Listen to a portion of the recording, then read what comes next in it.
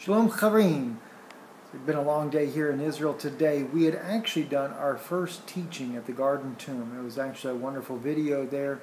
And this afternoon when I was getting ready to do the upload of this, I got it into the computer and somehow or another it got deleted out. And even on the memory stick itself, the memory stick was wiped out.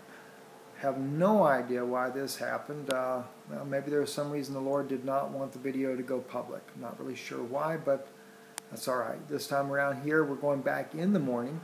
I do have still footage from the Garden Tomb that we took on a separate camera, but there again, for some reason, that footage will not even load up onto the computer.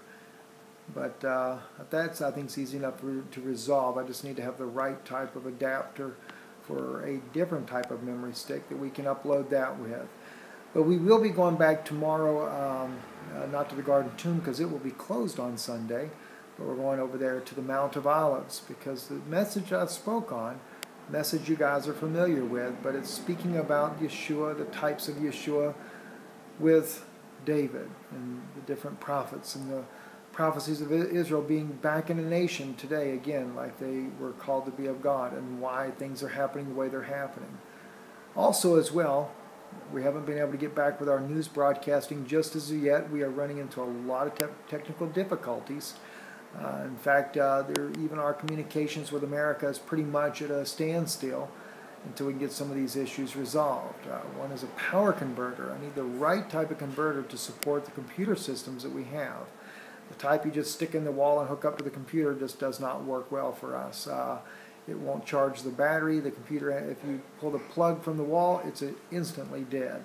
So we are running into some issues here to get these things worked out, plus we're not in a permanent location as of yet, so we still have to move come Monday.